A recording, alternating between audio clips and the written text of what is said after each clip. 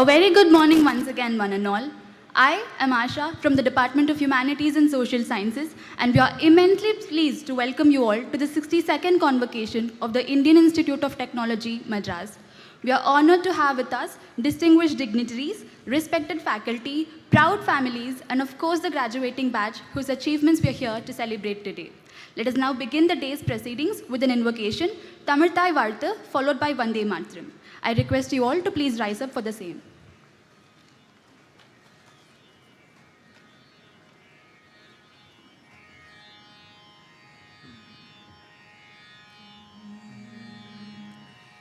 நீராறும் கடலுடுத்த நிலமடந்தை கெழிலொழுகும் சீராறும் வதனமென திகழ்பரத கண்டமிதில் தெக்கணமும் அது சிறந்த திராவிடனல் திருநாடும் தக்க சிறு பிறை நுதலும் தரித்தனரும் திலகமுமே அத்திலக வாசனை போல் அனைத்துலகும் இன்பமுற எத்திசையும் புகழ் மணக்க இருந்த பெரும் தமிழனங்கே தமிழனங்கே உன் சீரிழமை சிரம் வியந்து செயல் மறந்து வாழ்த்ததுமே வாழ்த்ததுமே வாழ்த்ததுமே. Open.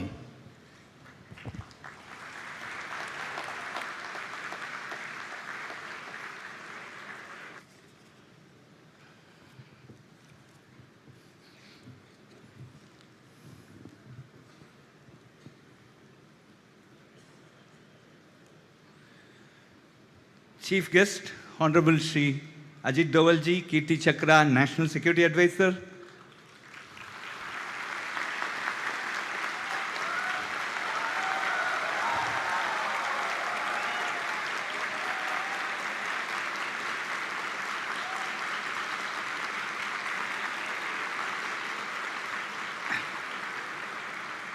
Guest of honor, Dr. Padma Subramaniam.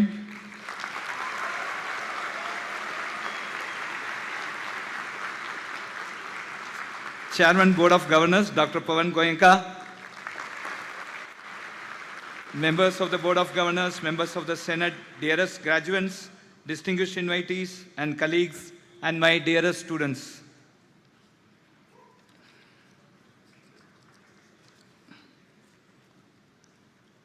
Friends, please join me in welcoming our distinguished chief guest, Shri Dovalji.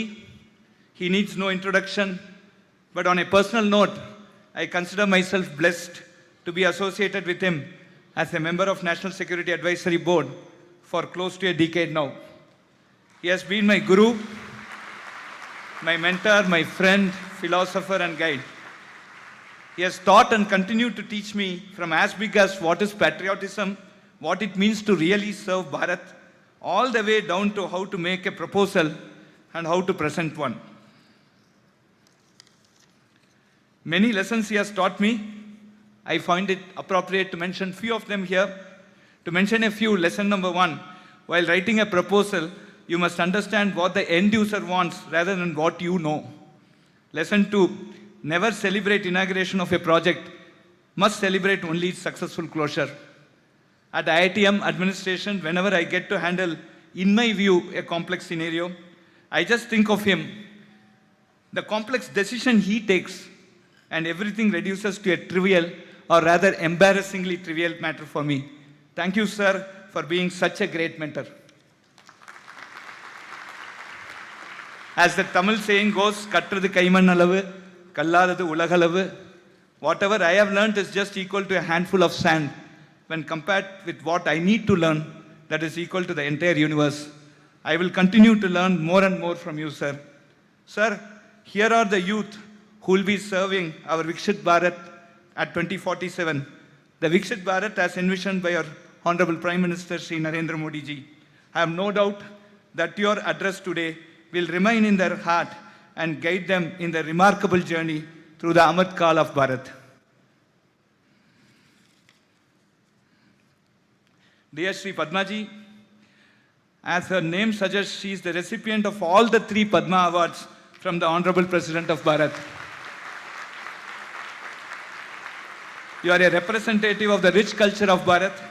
Your presence this year is apt, as our institute, IIT Madras, is the first of all IITs to have introduced the Fine Arts and Cultural Excellence admission, encouraging children with accolades in the field of fine arts and culture to join our coveted undergraduate BTech programs on campus. Thank you very much, Madam. IIT Madras continues to be on the top of the NIRF rankings for over 9 years in a row.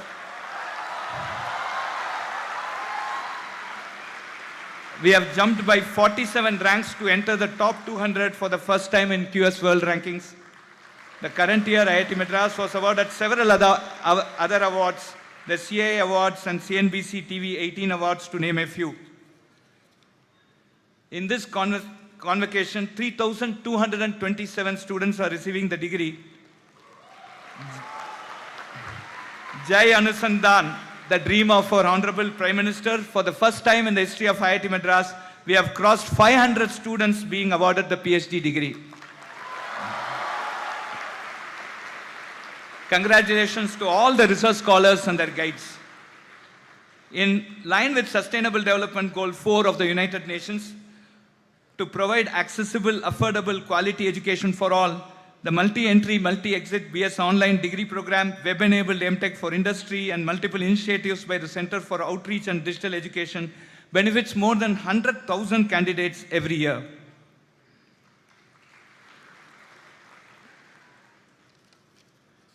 We have been involved in several other initiatives for students from towns and villages, including out-of-the-box thinking, finishing school to enhance employability, School Connect program for class 10 to 12 students, STEM program for training government school children of our Tamil Nadu state government in electronics. The Vidya Shakti project started in 2021, involving setting up of rural interaction center to meet the gross enrollment ratio of 50% by 2035, as set by the National Education Policy 2020. It has now reached 4 lakh students across 6 Indian states and Sri Lanka.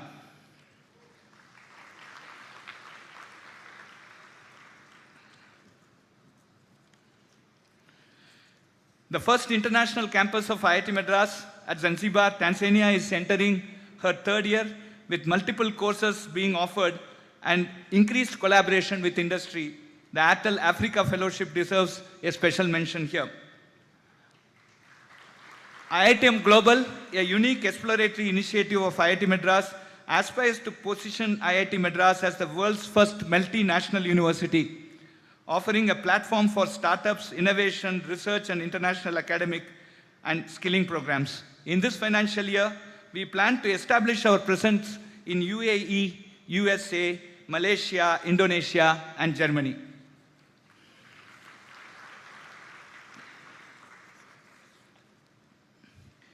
The 15 centers of excellence funded through the Institute of Eminence funding provided by the Ministry of Education, Government of India, has turned out to be a world-class interdisciplinary groups involved in very high-end research of techno-social economic importance, a prime reason for us to leap into the top 200 band in the world rankings.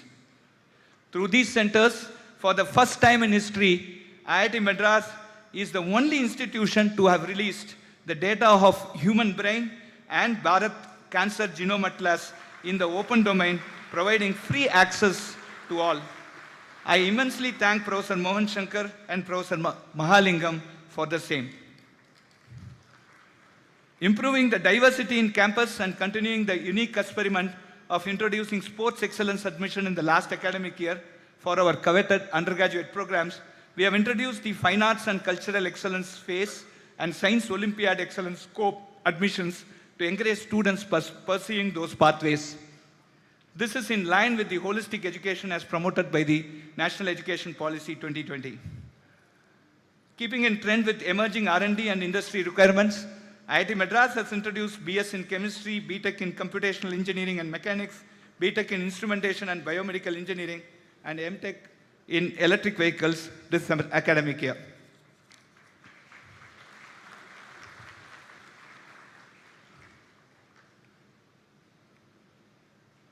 not moving. Okay. We continue to coordinate the Swayam and Swayam Plus platforms funded by the Ministry of Education, Government of India, reaching millions of students who credit these courses in their academic bank of credit and transfer them into their respective degree programs they are pursuing. Viksit Bharat at 2047 will be a product nation and a startup nation, and IIT Madras is gearing up for this. 457 startups incubated so far, valued over 50,000 crores. Aether Energy, the first to go IPO. I congratulate the entire innovation and entrepreneurship stack of IIT Madras, the ECell, the C5, the Center for Innovation, Nirman, Incubation Cell, Pravartak, Rural Technology-Based Business Incubator, Bio Incubator, the Health Technology Innovation Center, the IIT Madras Research Park, and the Gopalakrishnan Deshpande Center. As a result of very focused hard work in the financial year 24-25, we have incubated 103 startups. The startup Shatam didn't come true. Keeping our IITM for all motto, more than 50% of these are founded by youth outside the IIT Madras system and mentored by IIT Madras faculty. These startups are spread across multiple deep core technology domains, demonstrating the depth of core technology translational research happening in our institute. Several IIT Madras generated technology has been transferred to industry. Here is what that have been transferred in the last 3 years. For the second consecutive financial year, we have achieved the patent a day target by filing 417 of them in the financial year 24-25. The Industrial Consultancy and Sponsored Research Cell has been sanctioned with 302 government agencies sponsored project worth INR 317.99 crores. 982 industry consultancy and sponsors this project worth INR 906.41 crores. The institute hosted the Inventive R&D Fair involving top NIRF ranked higher education institutions in our country, demonstrating 100 research and product ideas. The Office of Global Engagement has put in their best efforts to increase the number of international students on campus with scholarships and launch multiple. With our powerful 65,000 plus alumni network, around 0.5% are recognized as distinguished alumni. I congratulate the 10 distinguished alumni awardees this year and also the 2 distinguished alumni in the making, the Young Alumni Achiever Awards. Hope to see many of you in this list. Please join me in congratulating Dr. Pavan Goenka, Chairman of our Board of Governors, for the Padma Shri Award for his yeoman's service to technology and nation. Dr. Sethunaman Panchanathan, former Chief of the National Science Foundation, United States of America, and our distinguished alumnus, was also conferred the Padma Shri. 7 of our faculty became fellows in academies. Professor Bhaskar, Suresh Garimala, and Dr. Somnath became fellows of the National Academy of Engineering, USA. Professor Prabhu Rajagopal and Professor Radhakrishna Kanti were awarded the coveted Shanti Swarup Bhatnagar Award. Dr. Surendra Singh was awarded the INAE Young Associate Award. On the sports front, the IIT Madras women's team won the Women's General Championship for the second consecutive year in 57th Inter-IIT Sports Meet. IIT Madras secured overall General Championship runner-up. As a special mention, Alfan Kristen won the beach volleyball gold in Khelo India event and will be representing Bharat in international events. I am very excited to note that it is no more just placement and jobs. It is increasingly more about entrepreneurship and civil services as a career for our students, to an extent that we have renamed our placement cell as Career Pathway Center.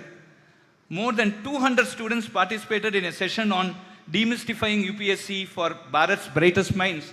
I am very confident that we will have several of our IITM alumnus in key civil services serving the Viksit Bharat at 2047.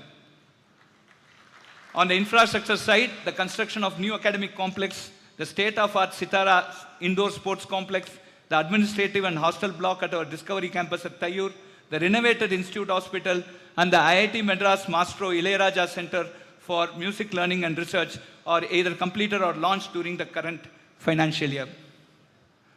Auroville Foundation and IIT Madras have signed a MOU to set up the Auroville IIT Madras Sustainability Campus in a 100-acre plot at Auroville. The campus will house projects related to the 17 Sustainable Development Goals of the United Nations and a state-of-the-art sustainability incubator. The Hyundai Innovation Center for Green Hydrogen, a support for Bharat's decarbonization and net zero targets of 2070, was launched at our Discovery campus at Tayyur. A 65,000 square feet facility will be constructed through the generous CSR support of rupees 180 crores by Hyundai. To support the IITM incubated startups, we plan to launch a special VC fund of rupees 200 crores in the coming financial year. After successfully demonstrating patented 100 startups a year, Startup Shatam, I have no doubt that by 2032, we will have one IPO every month. All these are preparations for the target.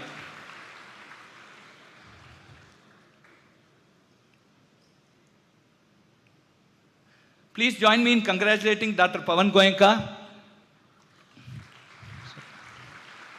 For one more reason, he is the longest serving chairman of Board of Governors of IIT Madras.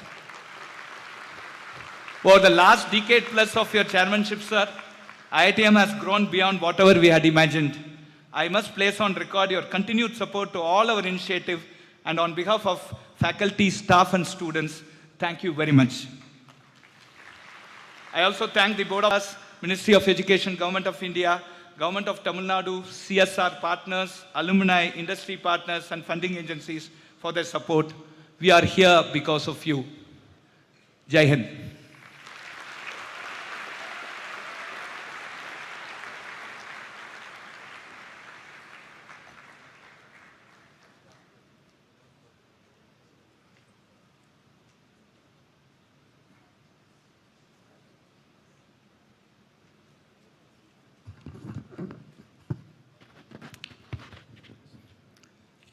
For the last 11 years, I've spoken from that side, so I got confused. Sorry about that. Thank you, Professor Kamakoti, for that status update on IIT Madras. What an exciting year IIT Madras has had in the previous year. Our chief guest, Sri Ajit Dowal, distinguished faculty, proud parents, and dear graduating students. Good morning to you all. It is my honor and privilege to address you at this momentous occasion of the 62nd convocation ceremony of IIT Madras. On behalf of the Board of Governors, I warmly welcome Sri Ajit Dowal, the National Security Advisor of India. The applaud that you gave when his name was taken by the director shows that he needs no introduction. I've had privilege, not as long as Professor Kamakoti, but for the last 3 years of working with him in my current capacity as chairman in his space. What I can say, he is an unassuming person, but always on top of any issue that we are discussing. Just coincidentally, when I was coming in here last night in the flight, I saw a small article on him, a very interesting article, that described him as person who is very analytical, very pragmatic, not emotional, but sensitive, a hardcore Indian by heart, mind, and soul. I couldn't agree more.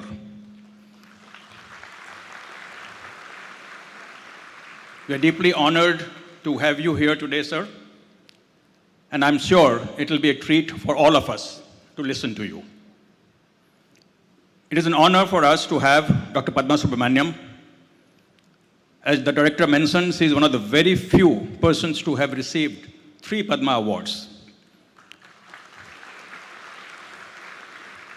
Highly acclaimed dancer, research scholar, choreographer, teacher, singer, music composer, author, and Indiologist. So we are in for a double treat today. As the director said that this is my 12th convocation. I don't think anybody has been on this forum more than I have been, longer than I have been. Usually I give a longest speech, but today, since we have a double treat coming to us, I'll keep my speech very short. First, I want to congratulate the director, faculty, staff, and the students of IIT Madras for continuing to be on top of the NIRF ranking, 9th year in a row, and for breaking the 200 mark in the QS ranking on our way to the target of breaking the 100 mark. And I want to congratulate you, the graduating class of 2025. Today marks the culmination of years of hard work, perseverance, and growth. I share in your joy and pride, as sometimes, long time ago, 50 years ago, I was where you are, though from a different IIT, on the brink of a journey filled with uncertainty, but promise.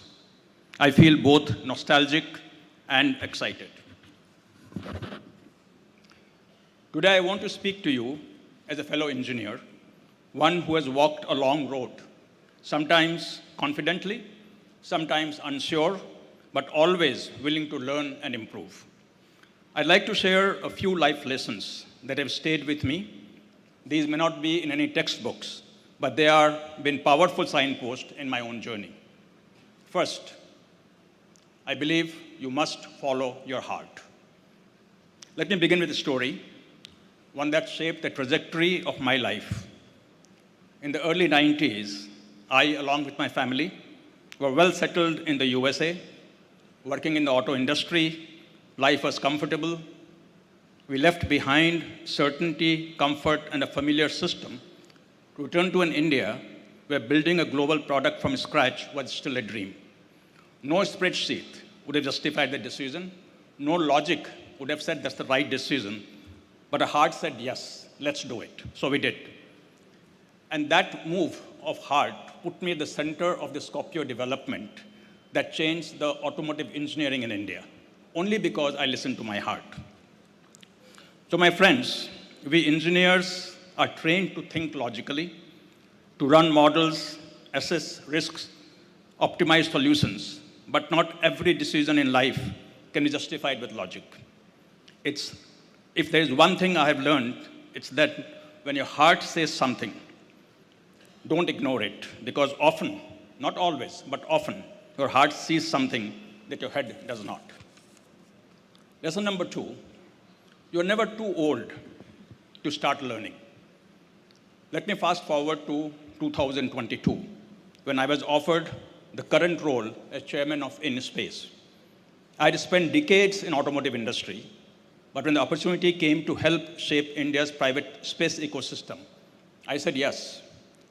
Not because I was ready for it, not because I was confident that I can do it, but because I believed in what impact it could have.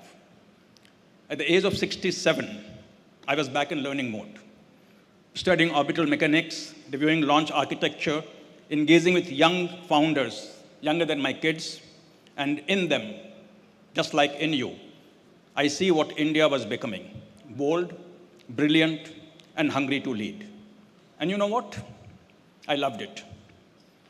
I rediscovered the joy of learning, of not knowing and slowly figuring it out. These 3.5 years have been amongst the most enjoyable and fulfilling part of my 45-year career. So never stop learning. We often think of education as something that happens in our 20s. But in truth, the most interesting lives are those where you stay a student always. So if there's one thing I'd urge you never to outgrow, is your curiosity. Stay teachable, stay interested. That's how you stay relevant and, more importantly, fulfilled. And the third lesson I offer you today is that path of excellence is rarely easy, but always worth it. If you ever find yourself doubting your place, remember, we all start somewhere. What matters is whether you keep going. Today, I see in you the same spark, the capacity to adopt, the resilience to overcome, and the brilliance to create. And that brings me to the larger story, the story of India in 2047, as Professor Kamakoti talked about. Our Honorable Prime Minister has outlined a bold vision, that of a Viksit Bharat, a fully developed India by the time we celebrate 100 years of independence, a $32 trillion economy, a nation where opportunity is equitable, Innovation is native and growth is sustainable. A nation that leads the world not just in size, but in substance. But let's be clear, Viksit Bharat is not just going to happen by itself. It will require tremendous effort from all Indians. It is not a prime minister's dream. It's a generational responsibility, and it belongs to you, the class of 2025. You will be at the peak of your careers in 2047. It is you who will build the infrastructure, design the technologies, write the policies, and lead the institutions that shape the India of the future. You are not just graduating today, you are the architects, builders, visionaries, and dreamers. And this nation is the canvas awaiting your imagination. Whether you choose to become a researcher, an entrepreneur, corporate leader, public service, or academia, ask yourself, how can I help more? How can I help move India forward? Not just in GDP, but in dignity, access, equity, and excellence. I will close with a thought. You have been given an extraordinary education at IIT Madras, one of the finest institutions in the world. But what you do with it will define your legacy. So God bless. Jai Hind.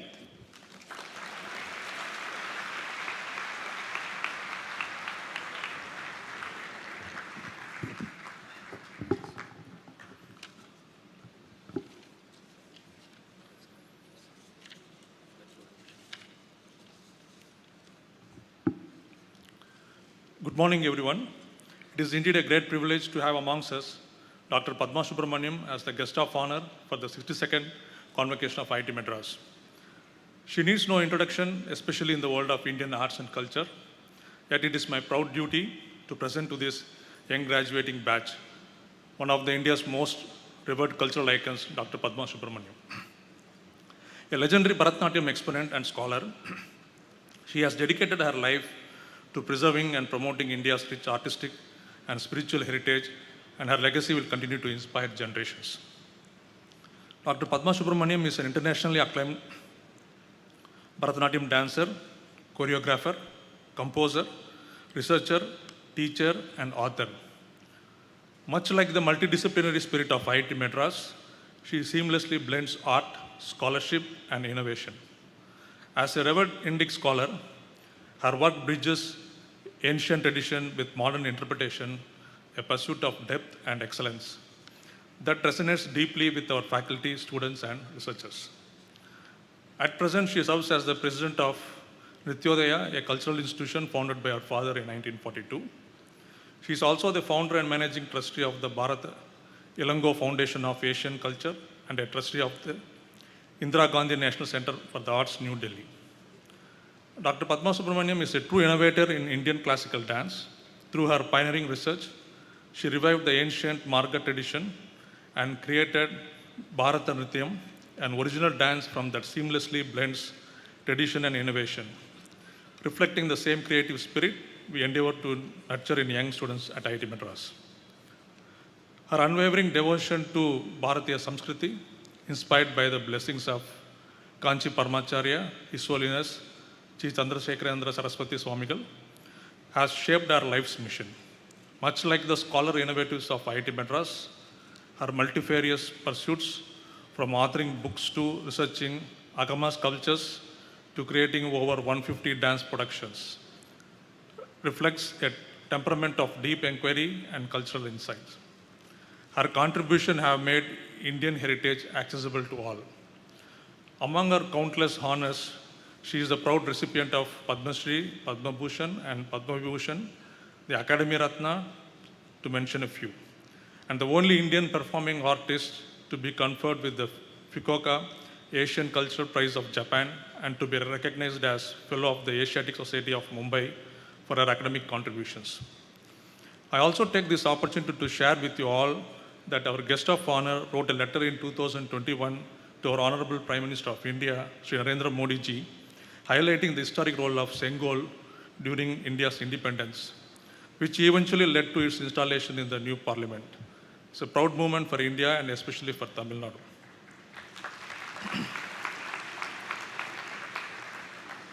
So, ladies and gentlemen, Dr. Padma Subramaniam is not just a dancer, she is a scholar, cultural ambassador, a teacher, and a tireless preserver and innovator of India's artistic heritage.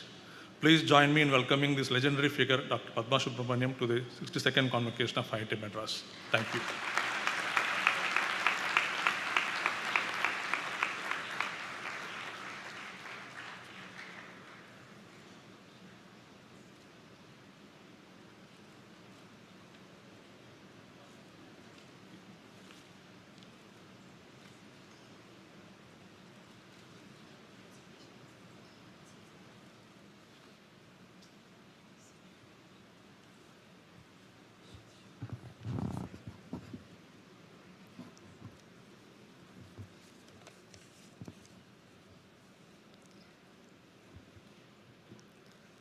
Om Sadgurubhyo Namaha.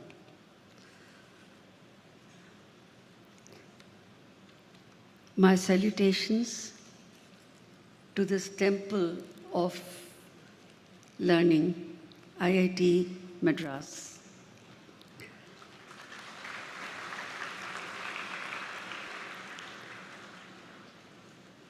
I feel honored to have been invited by Dr. Kamakoti, your esteemed and dynamic director, to deliver this year's convocation address. I'm so happy to share the stage with no less a person than Shri Doyle, who is the guardian angel of our country.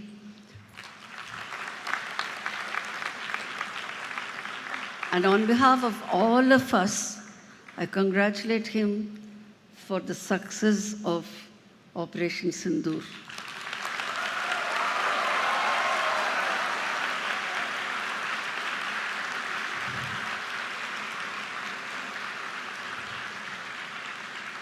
Let me also congratulate your director, your registrar, all your faculty members, and my dear students, for all that you have achieved through this great organization.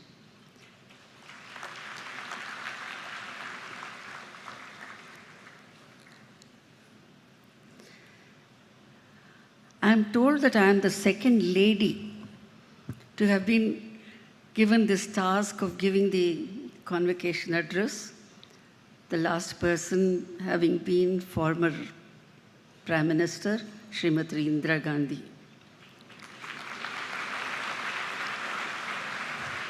I think the women here will.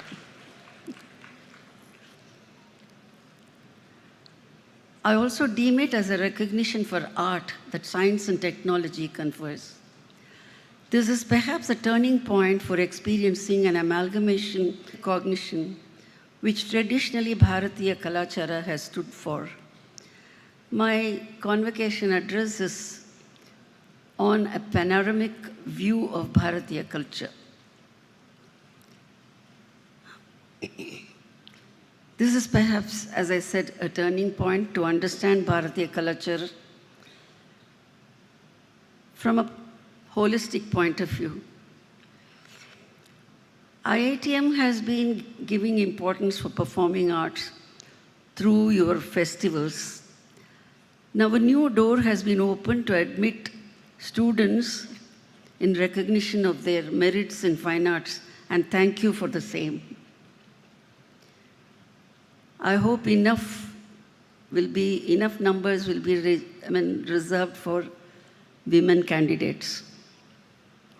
I hope there will be a day when IIT opens regular courses in humanities and performing arts in particular.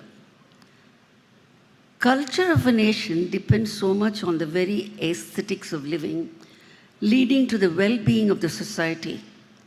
India is perhaps the only nation that can boast of a perennial flow of culture.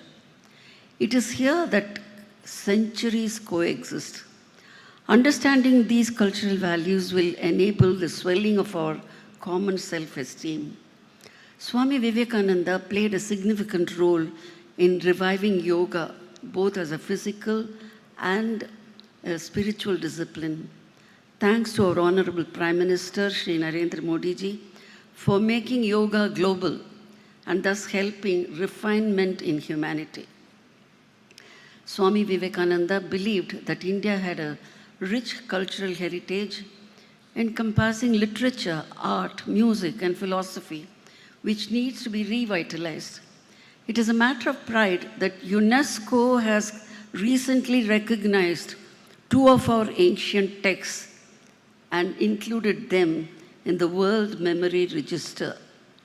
They are Bhagavad Gita and Bharata Muni's Natya Shastra.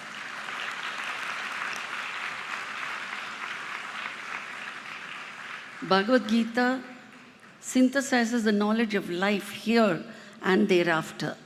The historic victory of Operation Sindoor is a manifestation of adherence to valor that Bhagavad Gita preaches. As a proud Indian, I have always offered my salutations to our Jawans, who are our national guardian angels. Way back in 1960s Ministry of Defense, the terrain there, most of you will know, is very high altitude with 40% less oxygen, and this compelled me and my group to take puffs of oxygen provided by the army doctor after every 5 minutes of dancing. I have no words to praise our brave hearts for their fighting for our nation in such a challenging environment, thanks to our cultural morale that Bhagavad Gita offers. The Natya Shastra picturizes the life of three worlds transcending time and space. It brings to our eyes both Chetana and Achetana objects, that is, living and non-living objects. Both these works are easily the oldest extant literature in the world to scientifically explain the most abstract concepts. Still, it must be remembered that our Vedic literature stands the test of time, being the primary source for even these two texts. It must be said that the God particle that is being searched by the atomic physicists is already revealed in the Vedic literature and even Tamil literature relating to Shaiva Siddhanta. Women folk that it was Gargi, wife of Yajnavalkya, who was the first ever jury in the debate on the highly metaphysical subject held by the Vedic rishis. This shows the woman power that Bharatiya Kalachara had offered in society since time immemorial.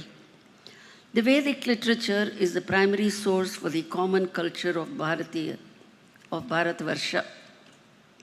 18 subjects branch out of Vedic studies. These include art, science, medicine, warfare, astronomy, and the allied astrology as well. Our astronomers knew that the 28th star, Abhijit, exists, though it cannot be viewed from Earth.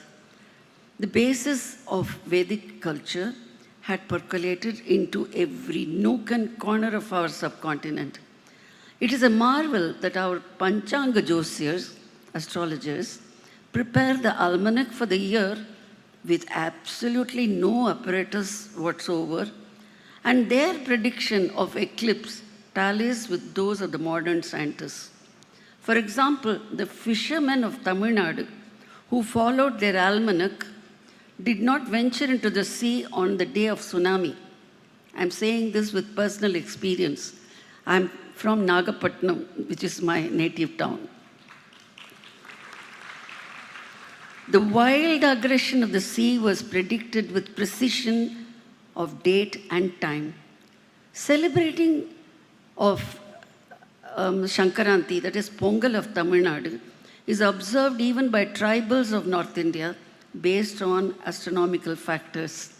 Bharatiya culture knew to calculate space and time and maintain calendars based on astronomical factors. It is through these sources that we understand that Sri Rama and Sri Krishna were historic personalities, and our itihasas and Puranas are not, quote, badly made legends worthy of no credence, unquote, as deemed by the Westerners. In fact, these literatures reveal history. Culture is a term which embodies manifold factors in time and space. Pujya Shri Kanchi Mahaswami traces the root of this term as kal, meaning refinement. Words like kalvi, meaning education, kalai, art, kalacharam, etc. Kalacharam is actually following inherited norms according to Tamil language. Even in English, kal seems to link words like college, colloquium, etc. In short, culture is a refined way of life. Performing and plastic arts are part of that aesthetics of living. Culture reflects the grade in collective refinement in thought, word, and action. It manifests itself as the civilizational progress of man. Well, progress in time is not always progress of the human being. As we experience today, machine seems to have invaded man. The days of mental sums in arithmetic. In India, rishis taught these values, which, when observed, led to united pleasantness in society. Culture here is man's relation with parents, teachers, and surroundings, taught as primary lessons. This is common revelation from both Sanskrit and Tamil traditional learning. Concepts like parents are tangible gods, teacher is equal to God, positive and negative factors are not one's own making, the results of one's own actions, that is the law of karma. The idea of law of janma, that is rebirth, helped in developing detachment and equanimity. The binding with family values and social protocols paved the way for creating responsible citizens. These are all reflected in the literature that formed the primary lesson before the advent of Macaulay's education policy. In Bharat, education and culture was intertwined, and the Vedas have been the primary source for both knowledge and wisdom. The root vid means knowledge, and all the 18 subjects have their links with Vedas. For example, medicine, warfare, and polity are stemming from Atharva Veda. Gandharva Veda is an Upaveda of Samaveda pertaining to music. Natya Veda, which is also called Natya Shastra, comes under Gandharva Veda. The term Shastra implies science, and hence Natya Shastra is the text relating to the science of the art of drama. The same work is referred to as Natya Veda, since it promotes wisdom, which is Shastra had been the common text for theatre art throughout the Indian subcontinent and many parts of Asia. It seems to have sailed across the Indian Ocean along with Ramayana several centuries ago. Adherents and contemporary traditions there. In fact, the masks of Hindu Trinity, Brahma, Vishnu, and Shiva, along with that of Bharata Muni, is worshipped in every auditorium and schools of performing arts in countries like Thailand and Cambodia. Taking inspiration from these, I designed a Bharata Muni idol for his memorial, which is placed in Bharata Ilango Foundation for Asian Culture, which is a pan-Asian research center for performing arts. This idol was copied for a replica, which is now adorning the threshold of Indira Gandhi National Center for Arts, New Delhi. What is special about Bharatiya Natya Shastra to be revered world over? I will try to justify in a capsule form. Natya Shastra was discovered in bits and pieces by foreign scholars, and a part of it was first brought out by an American Sanskrit scholar in 1865. In India, the whole text was first published from Bombay in 1894. The discovery of Abhinava Gupta's commentary from Kashmir was a milestone in the modern history of the text. The first volume of the Baroda edition came out in 1926. Abhinavagupta of Kashmir was a contemporary of our Saint Ramanuja of South India about 1,000 years ago. I had started my research on the 4th chapter of Natya Shastra way back in 1962, relating to the 108 dance movements called Karanas, which had actually been obsolete for over 5 centuries. My dream was to bridge the gap between theory, history, and practice. With God's grace and Kanchi Mahaswami's blessing, I have turned my dream into a reality through a correlated study of the text, commentary, and the relevant sculptures and inscriptions from Tamil Nadu. Natya Shastra is the earliest extant literature on dramaturgy in the world. As in the case of several other texts, including the Vedas, the antiquity of this text had been purposely or otherwise diminished. In my humble research, I have proved that it is as old as our epic Ramayana. The work is in 36 chapters, strangely coinciding with 36 tattvas of Kashmiri Shaivism. It has been the common grammar for performing arts throughout the subcontinent and even more. Natya is defined as a representation of all the 7 continents in the world, and more particularly meant for Jambu Dvipa. Puranic geography reveals Jambu Dvipa as the landmass of Eurasia. That indicates the civilizational unity causing common cultural foundation. With this study as background, we can recognize the awe-inspiring inclusivity that the basic text on dramaturgy offers from Bharat. The Natya Shastra offers scope for multi-dimensional research in both arts and science. I think this is what I would love IIT to take cognizance of. The chapter on design for an auditorium needs to be studied by students of architecture. 9 kinds of auditorium are given with details of dimension. The terms used for measurements are same as that used for Shilpa Shastra.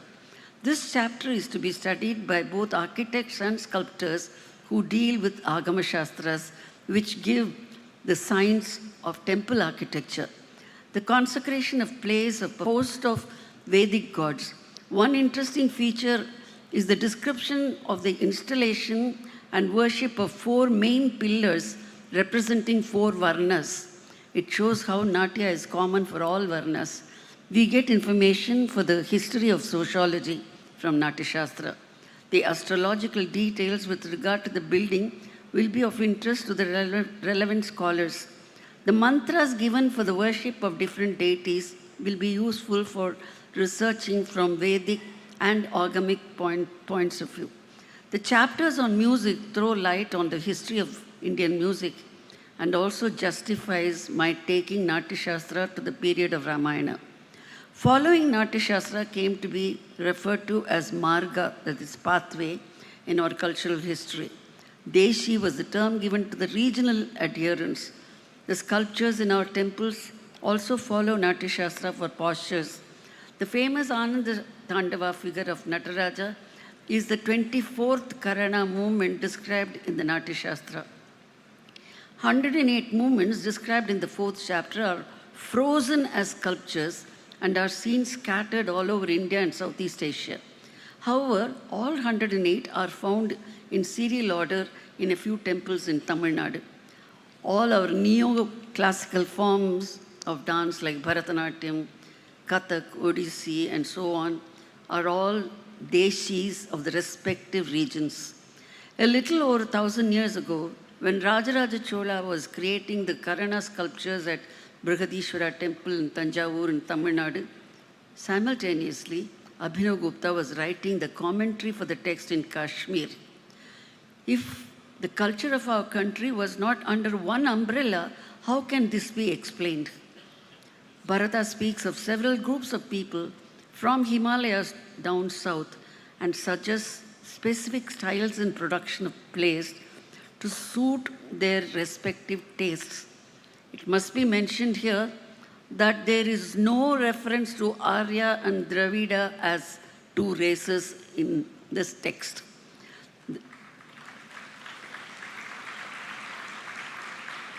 The two-race theory was the creation of the Westerners to divide and rule us. Unfortunately, still you are able to see the influence of that division. Theatre art, that is Natya, is based on expression of ideas. Expression is called abhinaya, meaning drawing the idea towards the spectator. Natya Shastra is also in sutra form, that is expressed as a formula. The psychology of movements, the art of verbal expression, the indicativeness of costumes, etc., and the involvement of the mind are all elaborately analyzed. That is why it is a Shastra. Shastras are scientific texts relevant beyond time and space. Natya Shastra is the first text to analyze the process and progress of appreciation. This is called the Rasa theory, which has ruled the world of literature and arts throughout history in our country. Rasa is a concept and not a word to be translated. The enjoyment that the spectator gains is rasa, and it is of 9 types. Abhinav Gupta's commentary raises this intellectual analysis into a spiritual experience. The exposure to beauty removes the moth that hides the soul, which by nature is blissful. This Ananda Atma is experienced at least momentarily by the Rasika. Hence, rasa is only one, whether it is sorrow or anger. The sweetness of tragic tales of rasa. The horror of combats is also enjoyed as rasa. The Rasika sits on the edge of the chair in anxiety and still enjoys the For the practicing dancer, it is frozen dynamics. For the sculptor and the critic, it is a beautiful piece of art. For the philosopher, it is the Nadanta Natana, eternal performance of the Lord for his eternal performance of the Lord for his Panchakriya, that is fivefold activity, namely creation, dance of the subatomic world. The wonder is that this single piece of sculpture has immense information for one who desires to have. This fusion of science, technology, and metaphysics is magnificent. Technology and metaphysics is magnificently placed in front of CERN, where God particle is being searched. This is the dichotomy in the field of research. It only proves that more interdisciplinary work is the need of the day. Only IIT Madras can foster that. Thank you so much.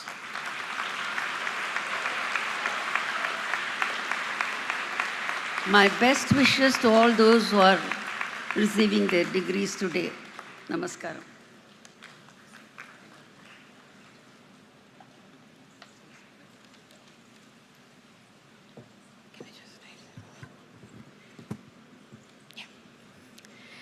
It is with immense pleasure and gratitude that I stand before you all today to express our heartfelt thanks to our much celebrated and esteemed guest of honor, Dr. Padma Subramaniam.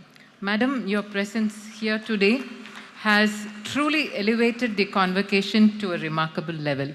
IIT Madras is deeply honored to have had the privilege of listening to your insightful words and witnessing your inspiring presence in the convocation. On this occasion, it is fitting that Madam Padma Subramaniam is present when IITM admits the first batch of students under the program FACE, Fine Arts and Culture Excellence. The 6 students to whom you will be giving the seat allotment letter will never forget this auspicious and momentous occasion in their lives. On behalf of IIT Madras, I extend our deepest appreciation and thanks to you, Madam, for being with us when we mark this cultural and important milestone and for making this event a memorable and prestigious occasion for all the graduates as well as the new entrants. Thank you.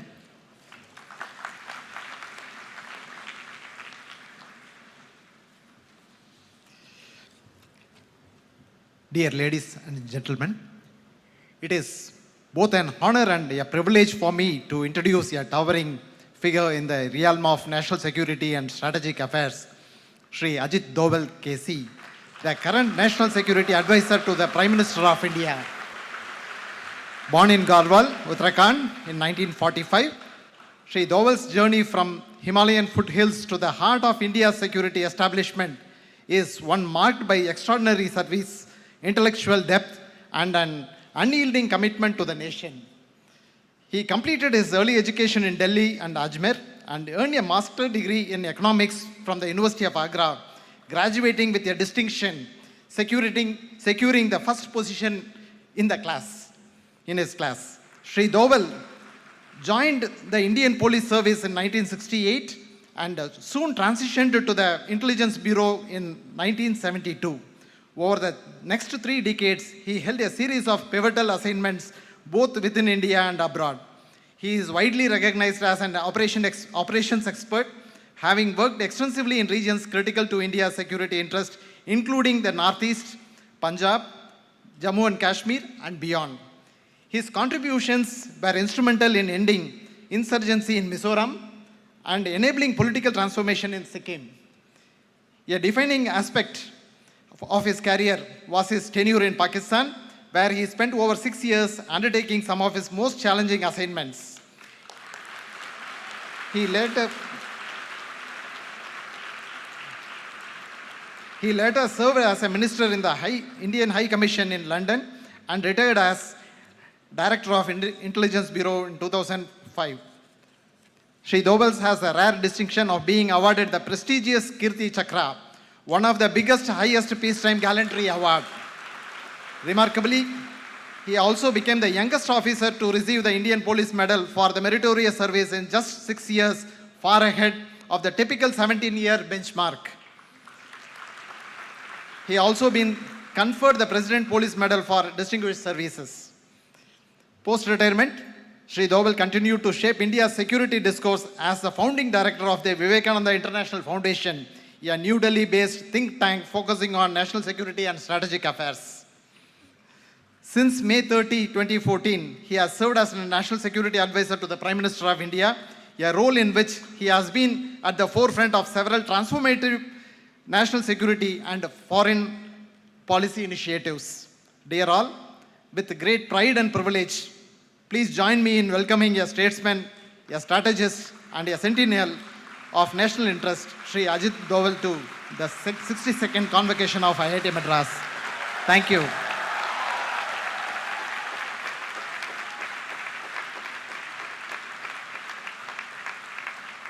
And a performer like Dr. Padma Subramaniam that we all heard, listening to a man who is only from the field of security. But nevertheless, Dr. Pawan Goenka,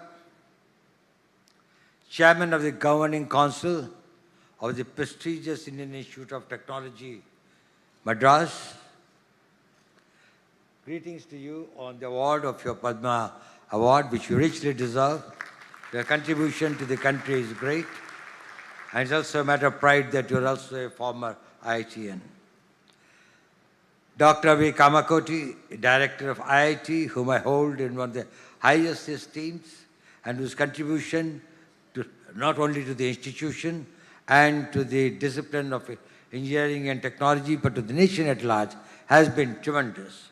My association with him now for nearly a decade has been stupendous. And I'll tell you that in very, very difficult times, he had held our hand and has continued to guide and give us a lot of comfort and a lot of support. Esteemed members of the Senate, members of the staff, graduating students and their families, distinguished guests, ladies and gentlemen. I really feel honored and delighted to be here at this hallowed institution of a great reputation, which has got the first of many kinds to its credit, whose contribution, whose pioneership, whose new initiatives has been of a great value to this nation. I must say that to be here on this very solemn occasion is a matter of great privilege for me. I also take this opportunity to congratulate all the young graduates, the most fortunate ones, the one in the history of this nation, which I'll tell you why, that why you are the most fortunate generation of in last 1,000 years of India's history. And once again, I'm also grateful to the director who invited me here. Gentlemen, firstly, you should all be very proud that you belong to an institution of which tomorrow you will be the alma mater, the Indian Institute of Technology, Madras, which has produced 48,000 graduates like you who have served the nation and has made a great name for themselves and for their country. What you have achieved is great. You have proven intelligence, dexterity, commitment, by which you have been able to achieve, which very few in this country aspire and are able to achieve it as a reality. You also have got a great future ahead. There is no doubt about it. The world is before you to succeed. The point is whether you will be able to intertwine your growth and progress with something beyond you. Will you be able to contribute to the society, to the country, to the civilization to which you owe a lot? When Director Kamakoti asked me to be here, obviously I was quite reluctant. I never make public appearances. As Dr. Goenka just told me, first time I'm seeing you anywhere in a public platform in last 7 years. I don't know when was it that it was the last 7 years. But normally, I never go. But firstly, my respect for Professor Kamakoti is one thing. But secondly, I had a very small message to give to you. And I thought that I will take this opportunity to convey a very small message. But before that, I will have to provide you a perspective.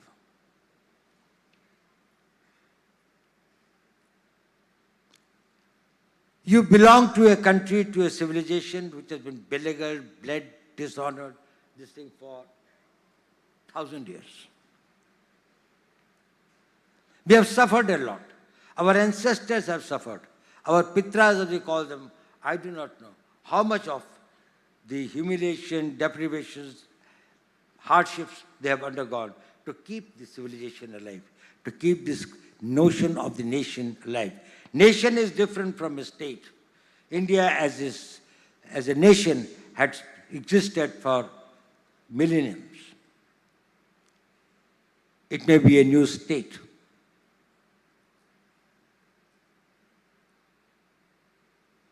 Even when we got independence in 1947, our GDP was barely $20 billion.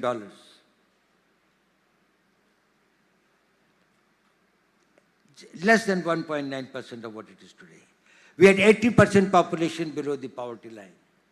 And do you know, just a few years, or 2-3 years before the independence came, we suffered a famine in Bengal. It's a pity that nobody talks about it in India today. Do you know, as per the British records, how many people died in that starvation death, due to starvation death? There were 60 lakh people died. And there was nothing that was talked about it in the slave nation. That showed that the country's spirit had been enslaved to that extent that it became a non-event. Today, if there are 5 such deaths, the whole country will rise.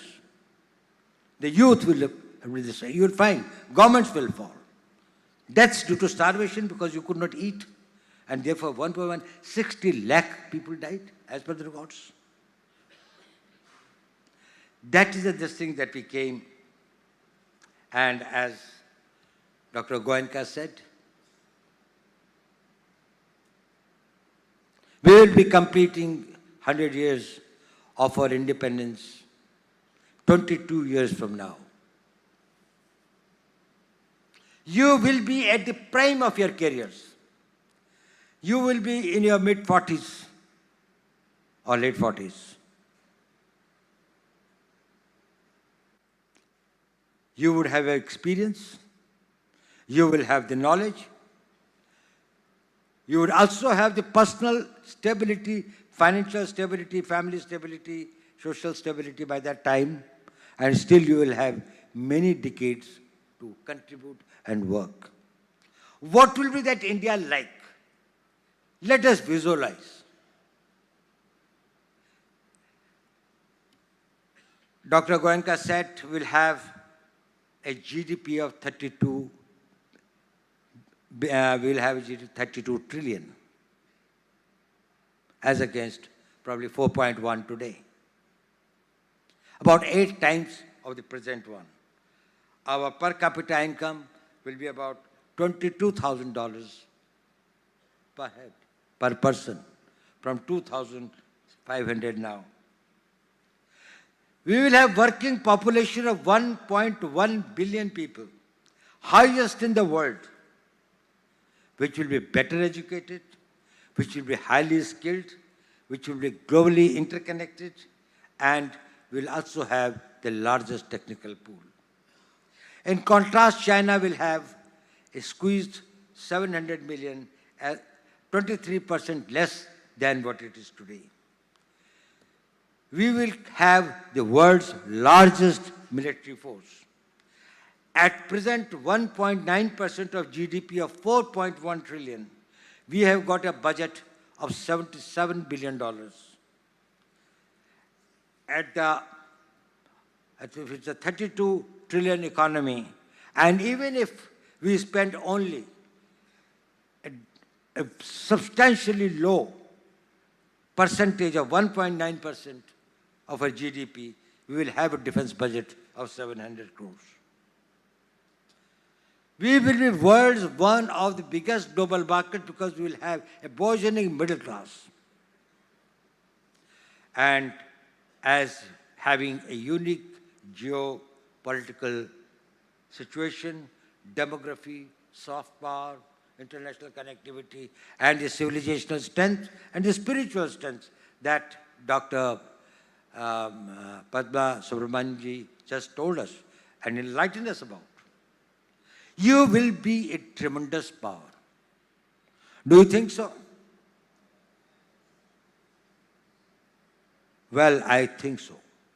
But there is an X factor. And that X factor is going to make a difference, and I have come to tell you only about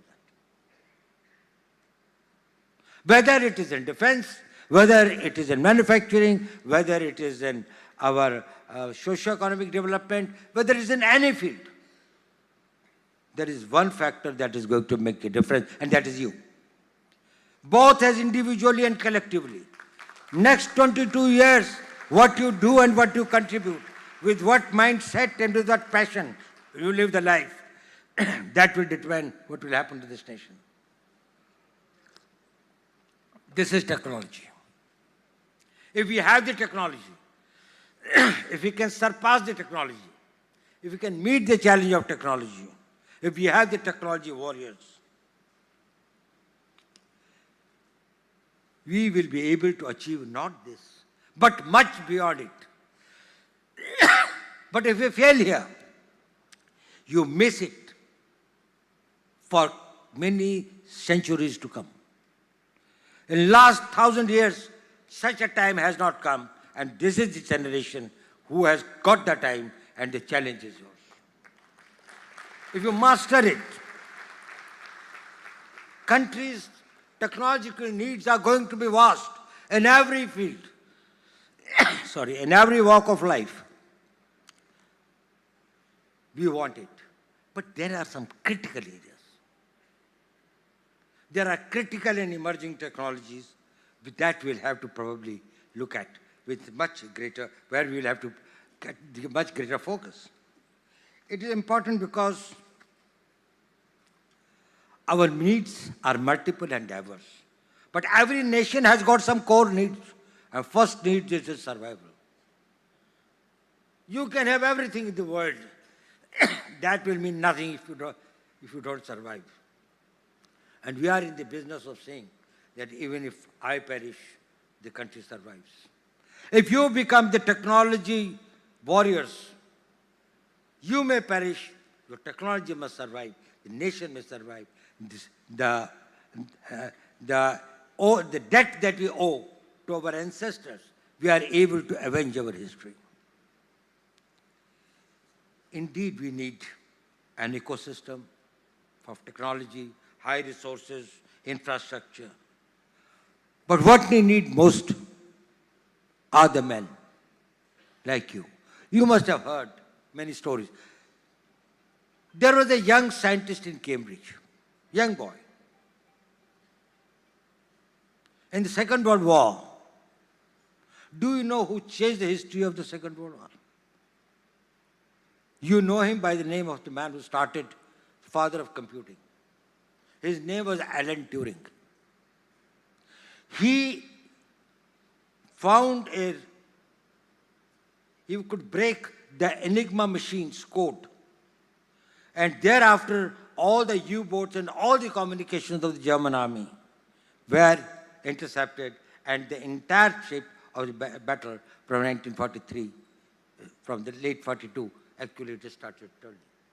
He died young at the age of 44. Very few of you know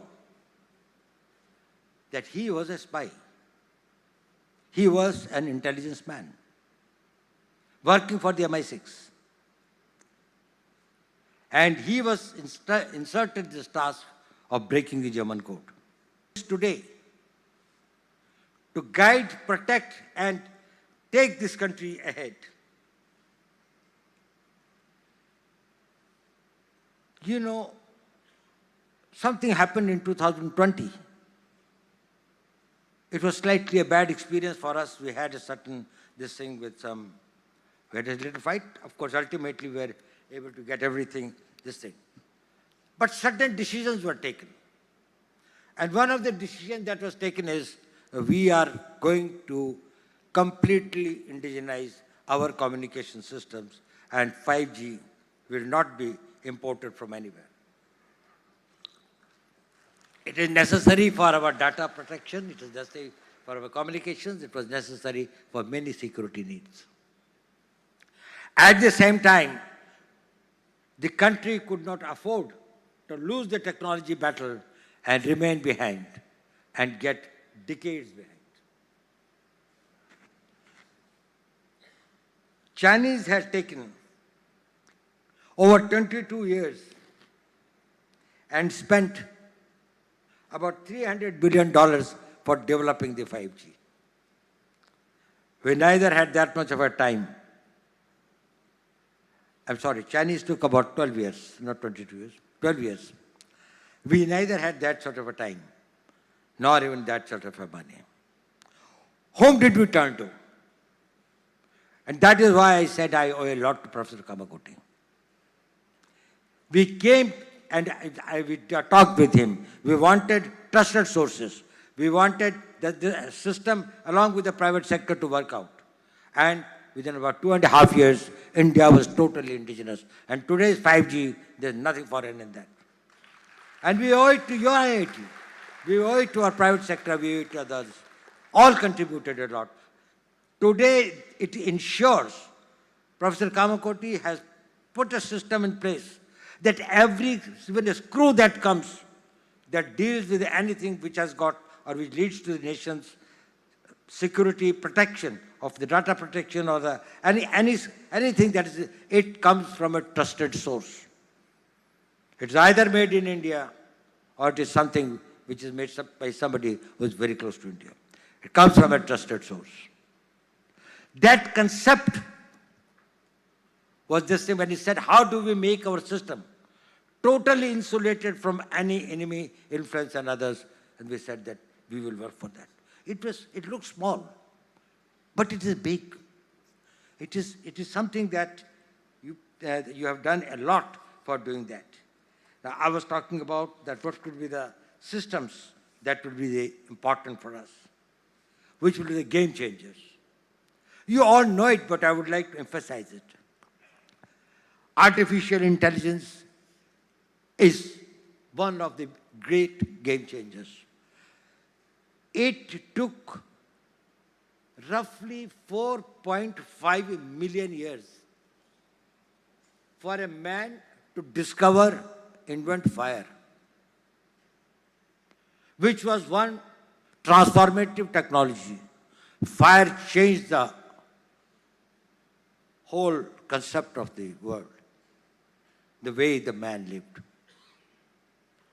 Another 2 lakh years, this thing, the wheel.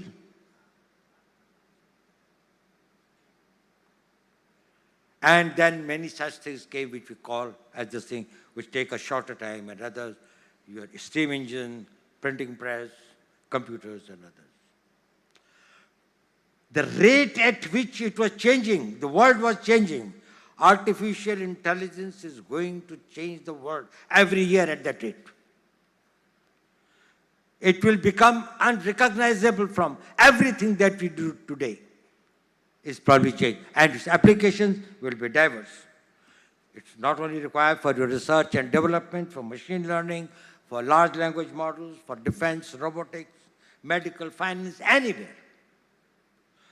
If India is able to lead and develop, make it a focus point, that this is one area that we have to develop.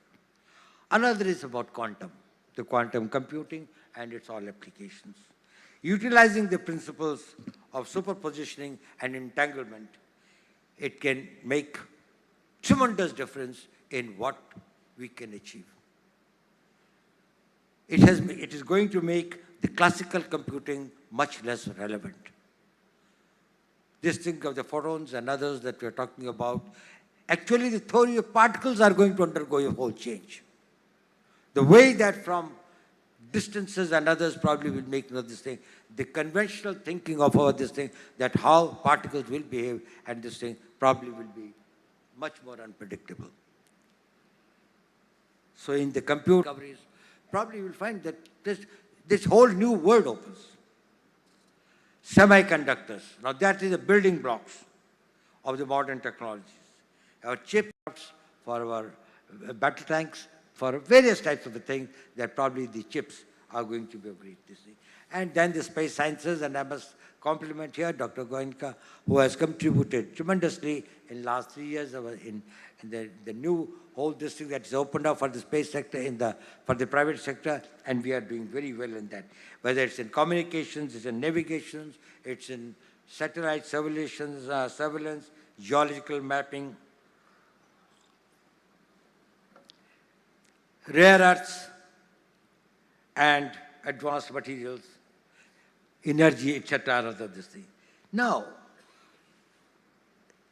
the link of the technology and warfare has been always very, very important.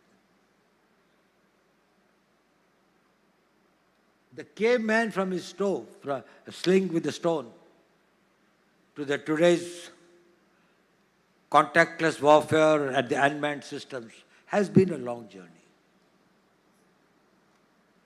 Do you know one of the biggest empires which ruled for 2,500 years?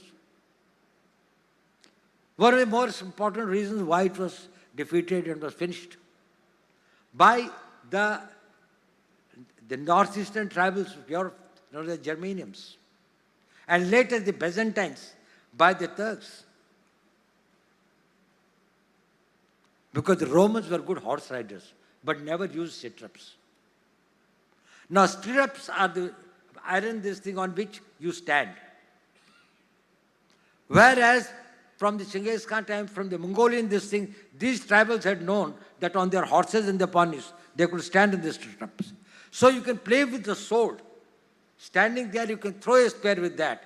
Whereas on the horse, where you are sitting on a blanket on top of it, you can only tumble down, if anybody wants.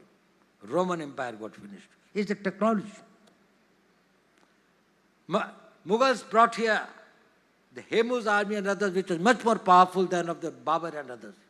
It was the bazookas, the gunpowder. The Mughals brought the gunpowder. And the Indian elephants started reversing their direction and stepping over their own troops. It is the technology. We have to develop our indigenous technology. Mention was made here of Sindoor. We are really proud of it, not for necessarily what people perceive, that how much of an indigenous content was there.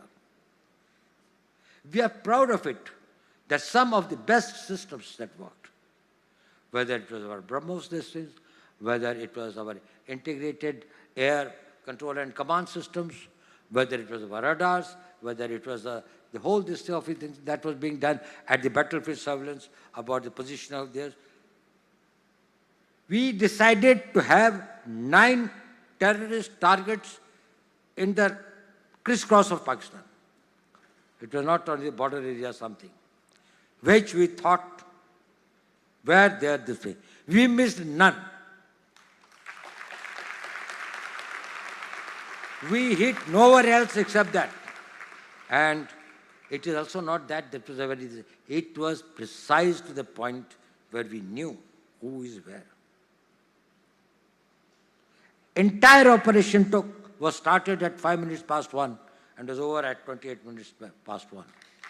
23 minutes.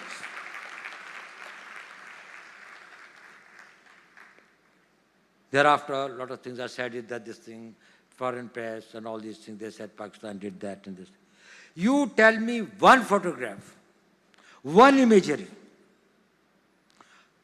These days, these imageries are from the satellites all over the world. They are this thing, which shows any Indian damage being done, even a glass pane having been torn. Forces will be knowing what's happening in this thing, but I am just telling, they brought out photographs, they wrote this thing, the New York Times put this thing. Only imagery, they said 13 air bases of now and now, before 10th May and after 10th May. Whether it was in Sargodha, or it was in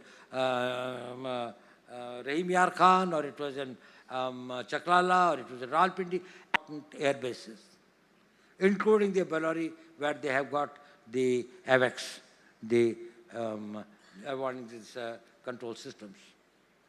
Now, I want to send to you, you must meet him.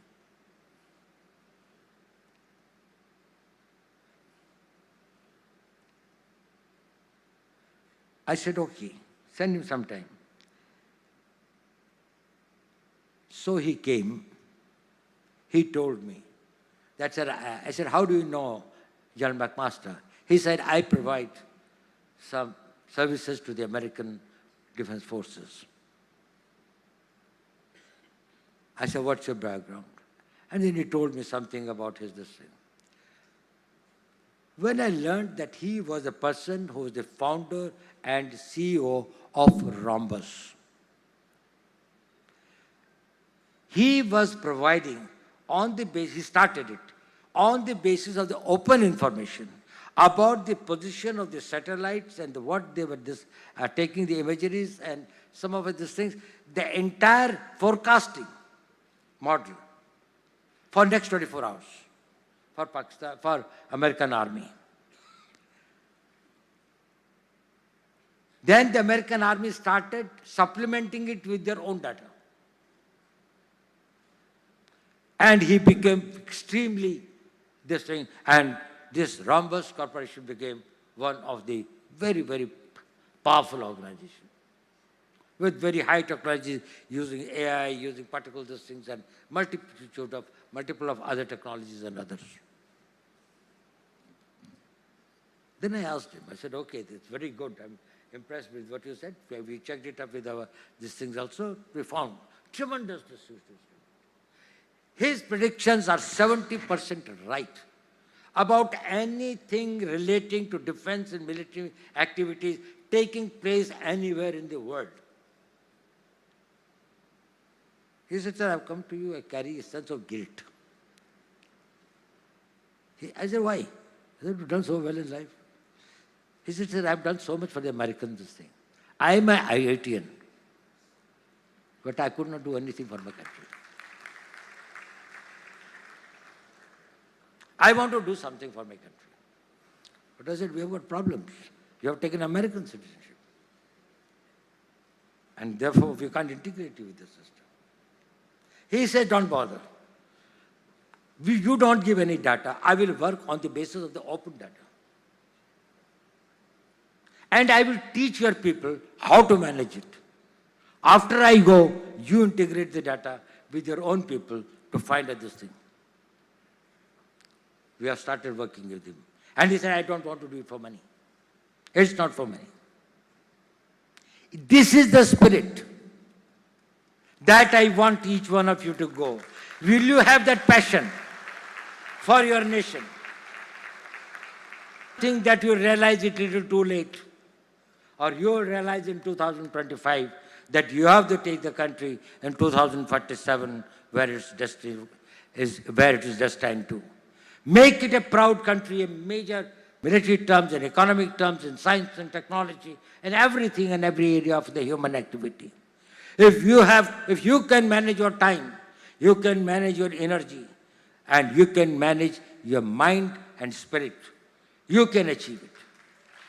And you are not the first. Many more have done it, but only today you have got the opportunity. I did not have the opportunity. I was not an IIT. Actually, when the IITs were just started coming up. There was hardly this thing. We also did not have that much, and the country did not have that much of money. Today, the country has money to invest in science and technology. Next year, it will be probably another 1 trillion added to our country's growth. Probably we are going to become more this thing. Very few institutions today will say that they have got dearth of resources. Ecosystems is being built up. Infrastructure is being built up. Testing equipment and others will be available. If not, we will do it. Your alumni are a great asset. All over the world they are there, and they have been contributing a lot. I must say that, well, their contribution has been fantastic. But will you be looking at it only as an opportunity? You will make the life comfortable for you. You will be able to go for more of holidays to Mediterranean and other climatic conditions, this country, and thereafter.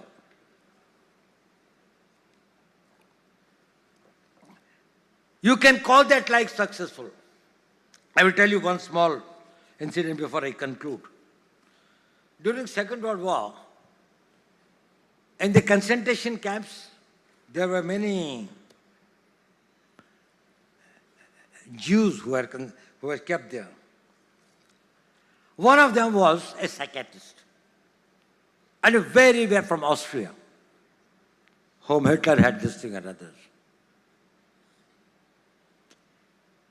When he started looking, and then he was shifted, he started feeling the people coming to concentration camps, many of them were perishing, some in 3 months, some in 5 months, some 6 months. But this man, since he was this thing and there are certain things against him, he was kept for a very long time, almost the whole duration of the war, about 4.5 years, about 4 years. And was shifted from one concentration camp to another concentration camp of the Jews and others. He found hundreds of Jews, rather thousands of Jews dying. But even strangely, some survive.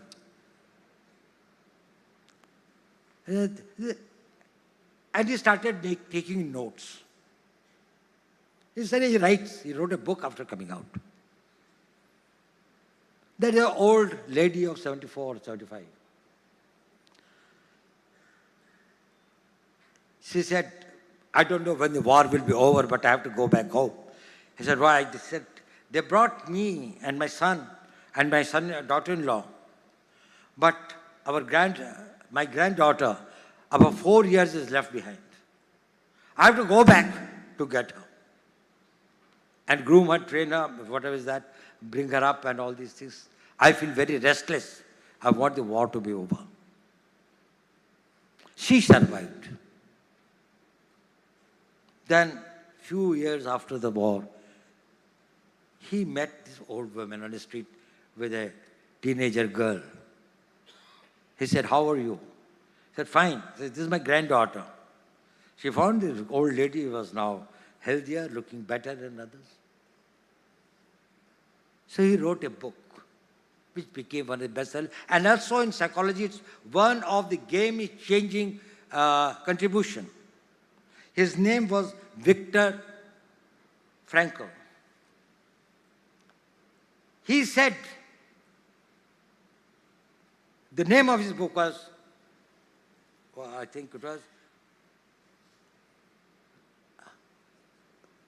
whose life has a meaning, only they survive. You are useless when your life loses its meaning. You may be a billionaire or you may be a pauper, it doesn't matter. As long as there is a meaning, you will survive. You live to achieve something. If you have got nothing to achieve, if you have got nothing to, you can't play this thing after the match is over. If there is no goal post, where is this thing of my skills? You give me a goal post. Even out of death I will come out. Your willpower, your spiritual power takes you out. This institution gives you the meaning. Your energy gives you the meaning. Your circumstances of this thing give you a meaning. This nation gives here with you. I am over 80. I have lived my life. But I know this country has got a very great future. But there is a factor, and that is you. Do your best and give your best. I wish you my best wishes.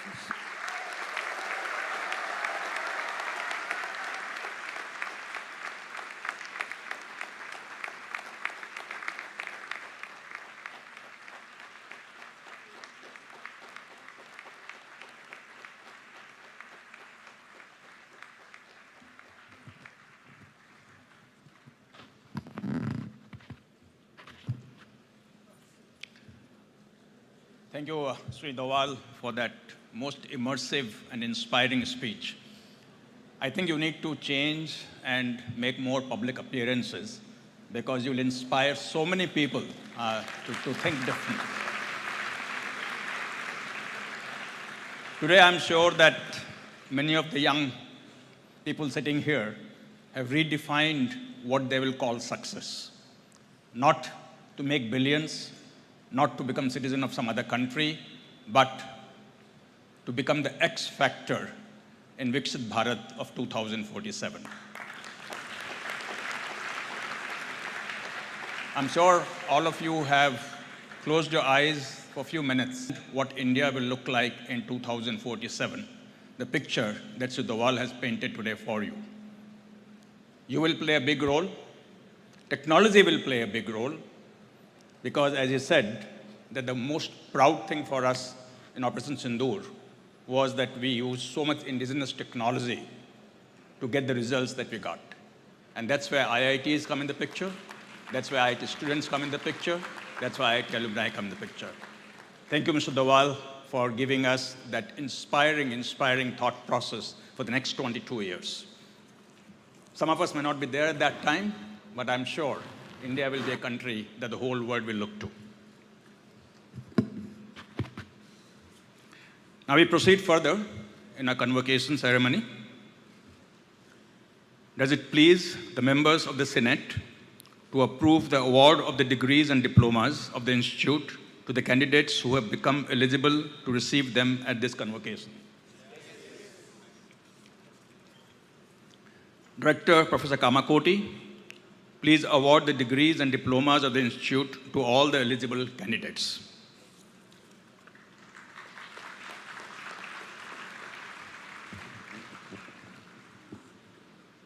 Madam Registrar, please propose the number of candidates who have become eligible for the award of the various degrees, diplomas of the Institute at this convocation.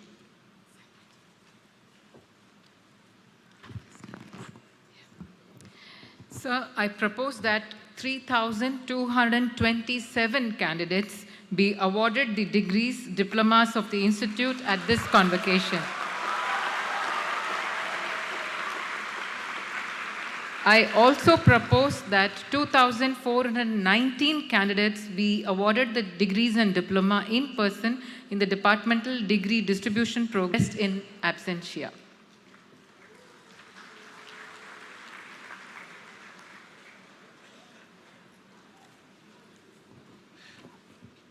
by the authority vested in me as the chairperson of the distributed to the graduates in the degree distributed functions by respective heads of the departments later today. Mr. Dean Academic Courses, please read out the names of prize winners present at this august assembly. May I request the Honorable Chief Guest to present the prizes to the prize winners. I request the Honorable Guest of Honor and the Chairperson to join.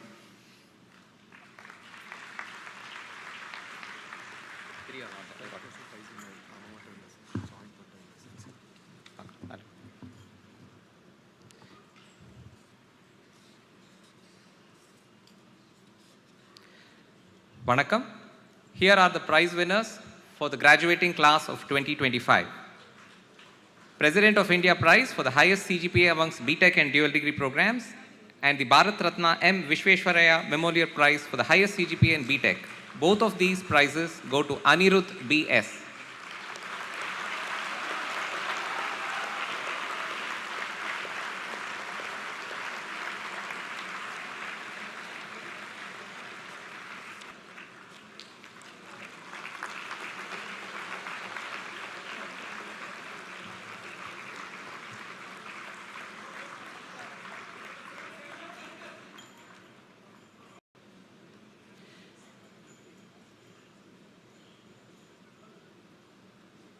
Institute Merit Prize for the student with the highest CGPA in dual degree, BTech and MTech program goes to Anish Anand Pofale.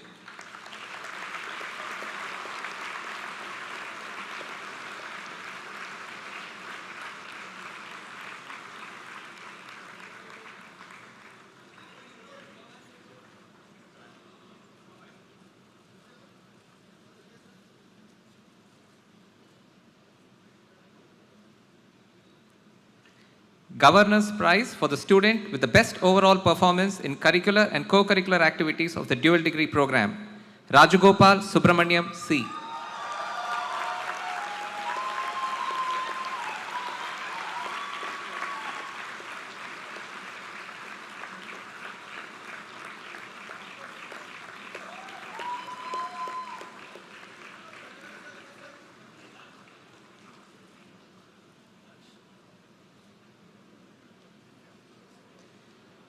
Best PhD thesis in the Department of Aerospace Engineering.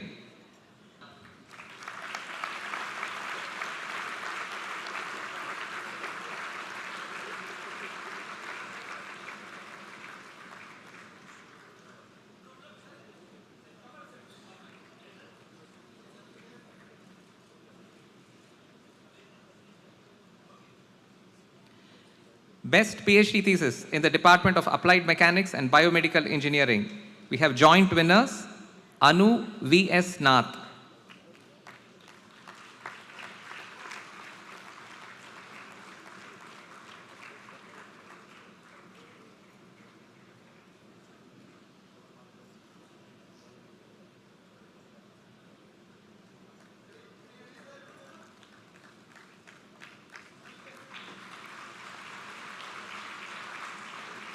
And Samana P.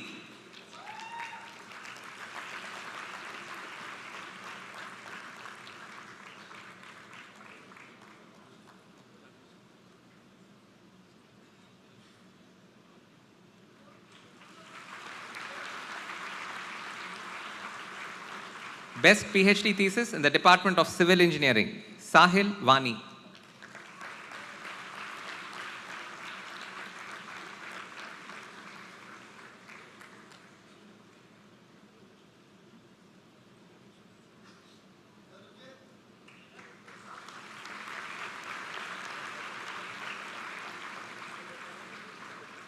Best PhD thesis in the Department of Chemical Engineering, Baliwada Kusum Kumar.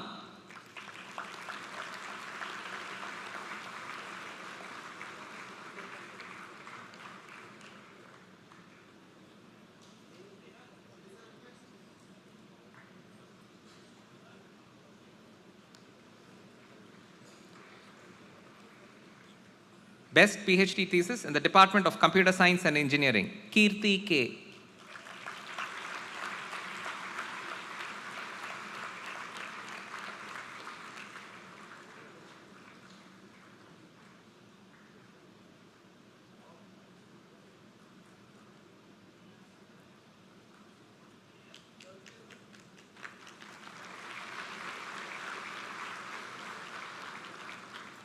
Best PhD thesis in the Department of Chemistry, Sachin Prabha P.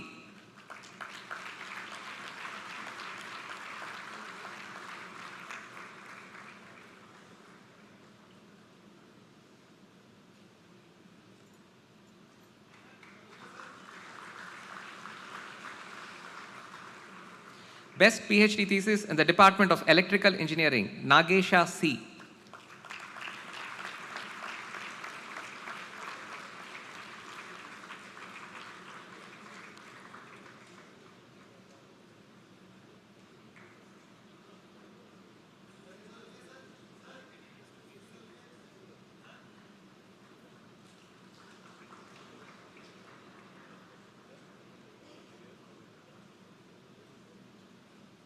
Best PhD thesis in the Department of Mathematics, Rabita V.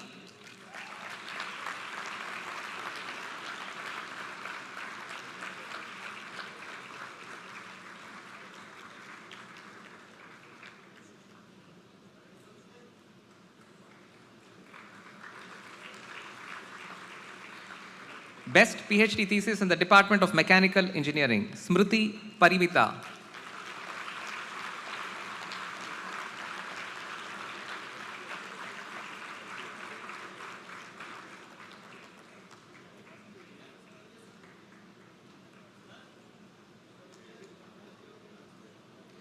Best PhD thesis in the Department of Metallurgical and Materials Engineering, Swati Suman.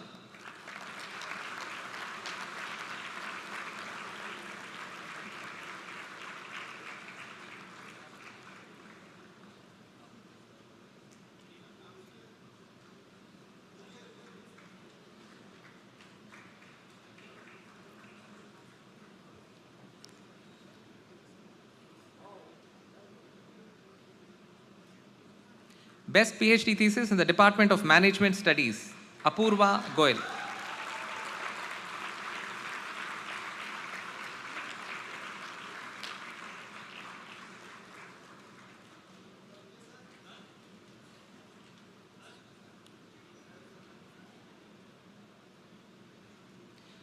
Best PhD thesis in the Department of Ocean Engineering, Yedula Hemant Kumar.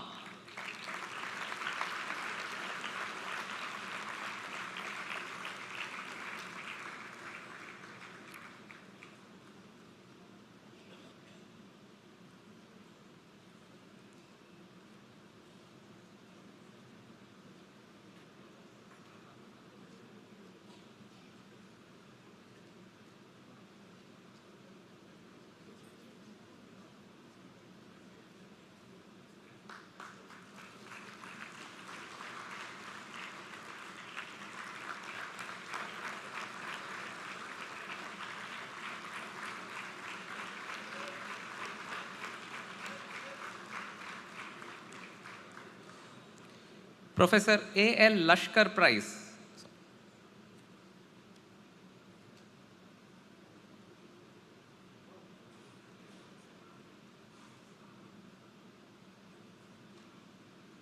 Professor A.L. Lashkar Prize for the scholar with the best PhD thesis in physics, Hari K.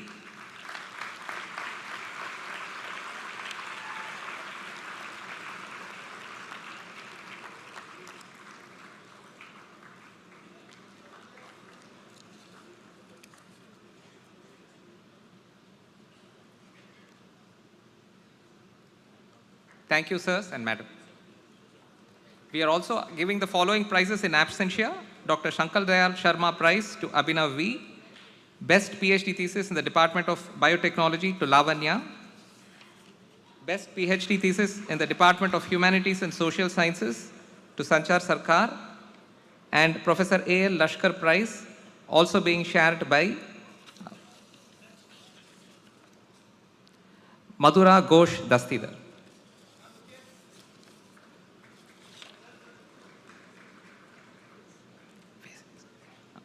I now request the Honorable Guest of Honor, Dr. Padma Subramaniam Ji, to present the seat allotment letter to the students admitted to the B.Tech program of IIT Madras through the Fine Arts and Culture Excellence FACE admission program.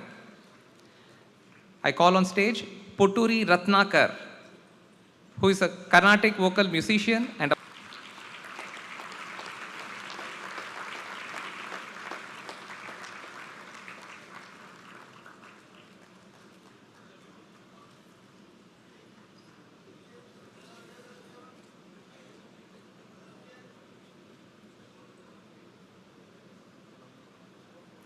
Maitreya Divyan Parekh, who plays the tabla.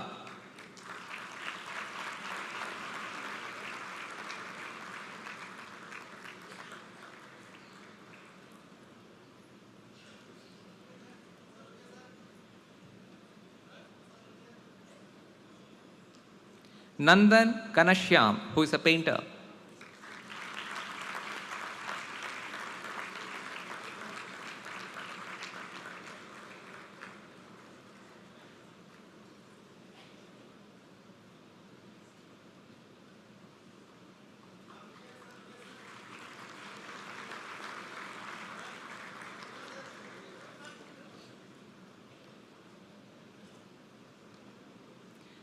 Sarvajit Murali, who is a Carnatic classical violinist.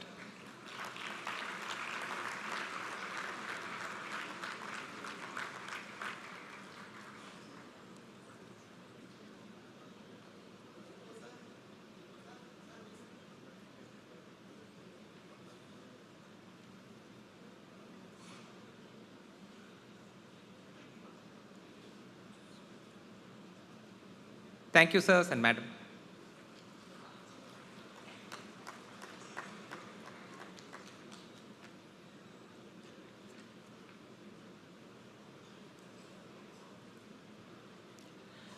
We will now listen to the acceptance speeches of the award winners and one from a special mention PhD graduate.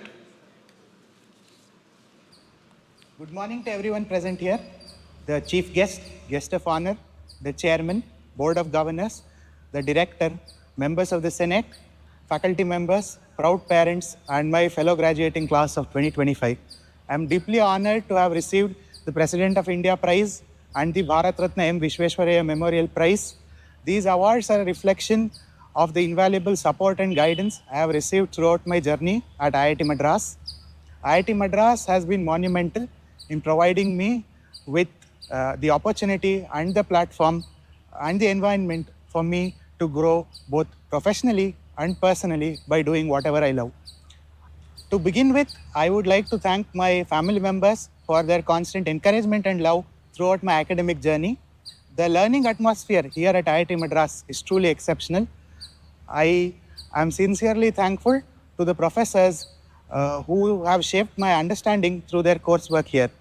I am extremely grateful to Professor Anjan Chakravarti, Professor Shankaran Anirudhan, Professor Abhishek Chatterjee, and Professor David Koil Pillai for mentoring me and guiding me throughout my research endeavors here.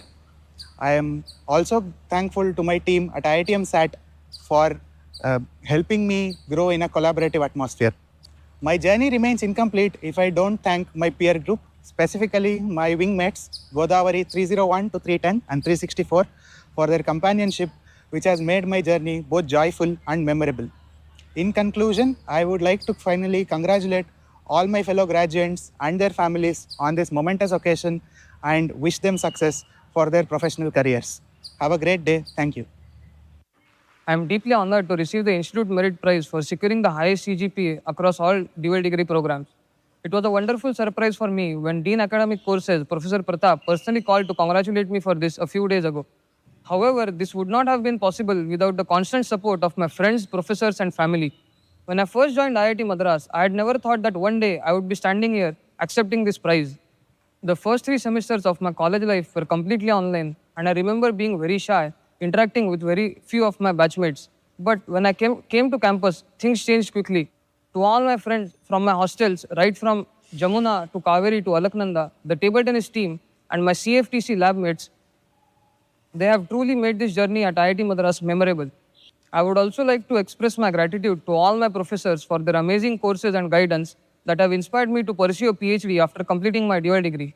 I would especially like to thank my dual degree project advisor, Professor Vagesh, for his valuable guidance and support throughout my final year. I am also thankful to IIT Madras for the academic excellence prizes that I received over the last 3 institute days, and these have motivated me to strive for academic excellence. Last but not the least, I would like to thank my parents and my sister for their unconditional love and support throughout the time I was away from my home. A special thanks to my grandparents who have flown all the way from Australia just to attend my convocation. Finally, I would like to congratulate all my fellow graduates, and I wish everyone all the very best as we step into the next chapter of our lives. Thank you.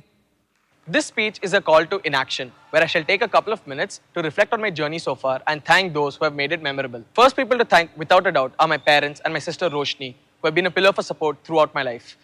They have always been there for me and are my biggest cheerleaders, and I could not thank them enough for it and for the great food that has sustained me. Similarly, I would like to thank my grandparents. From playing cricket with them to getting an award at this stage, I'm sure it's a dream come true for them. I think some of the best memories one makes is with their wing, and my wing is no exception.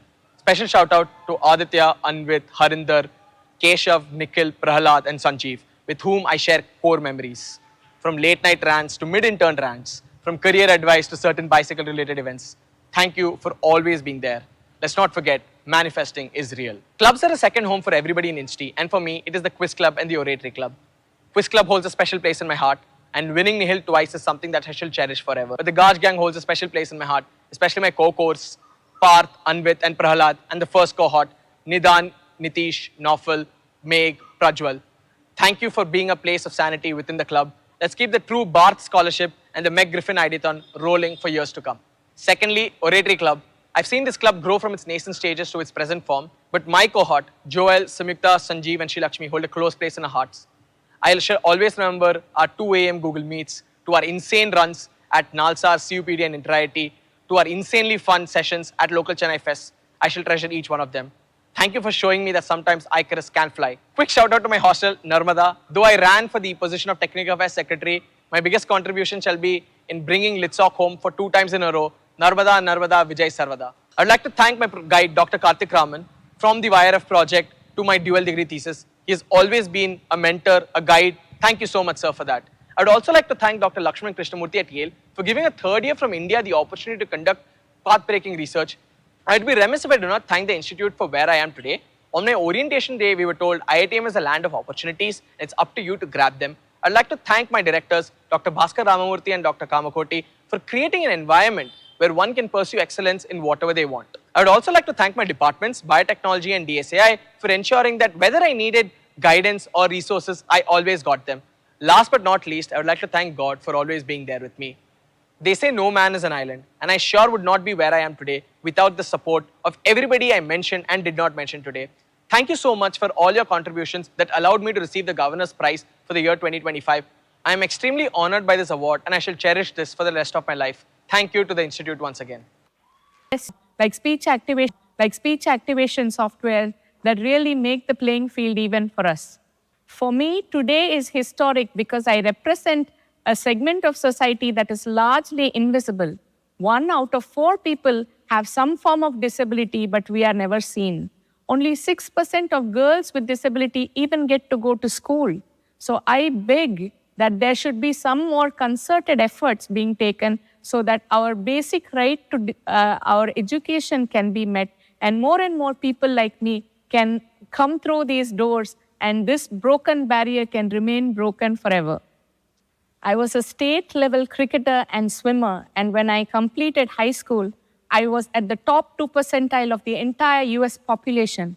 But then I chose to come back to India. Then an accident left me paralyzed below the neck because of a spinal cord injury. I was shocked and broken, but I kept fighting. I was denied admission into college, and I didn't know what to do, but I kept fighting. And when I came to know that people like me were being forced to commit suicide by their own families, I started Soul Free. Soul Free is a public charitable trust that has been running for more than a decade now to improve the quality of life of persons facing a lifetime of paralysis after spinal cord injury. Soul Free is supporting more than 3,000 families today, and we have established India's first integrated spinal rehabilitation center at Tiruvannamalai.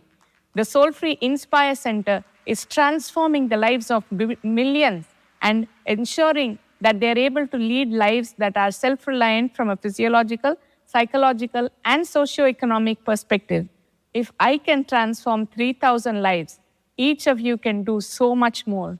I request you all to stay in India and fight and work to ensure that India becomes prosperous, inclusive, and accessible to all. I would like to thank my guide, Dr. Hemachandran Khara, and my co-guide, Dr. Sujata Srinivasan, who have stood by me despite very challenging times. But most of all, I wish to give my deepest gratitude, pranam, and salutations to my mother, without whom I will not be alive today. Thank you so much. Jai Hind.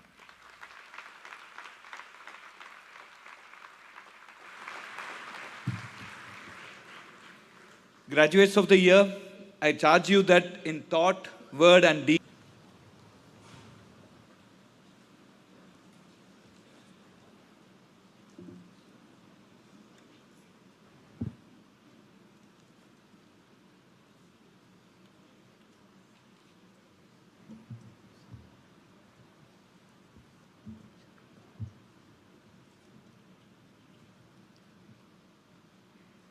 We, the graduates of the Indian Institute of Technology, Madras, hereby pledge that we shall, in thought, word, and deed, ever endeavor to be scrupulously honest in the discharge of our duties, that in all circumstances we shall uphold the dignity and integrity of our profession and the honor of our institute and the nation, and that we shall devote all our energies to promote the unity and secular ideal of our country and utilize our knowledge in the service of our nation and society. Sahana vavatu, sahanau bhunaktu, sahaviryam karavavahai, तेजस्विनावदीतमस्तु मा विद्विषावहै ओम शांति शांति शांति.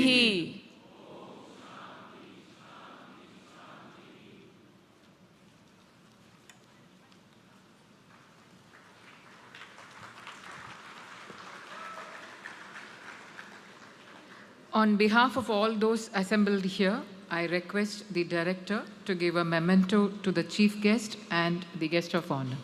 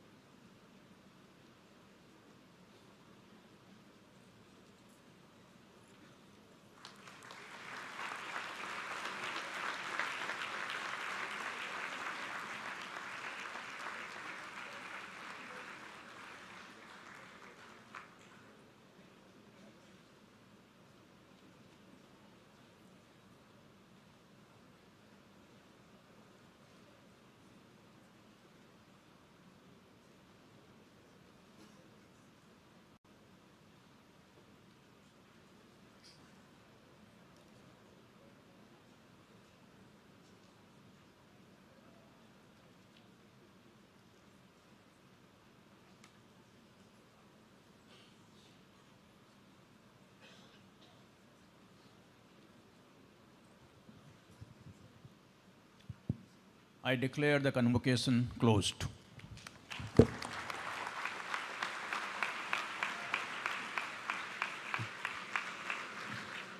I now request everyone to please rise up for the national anthem.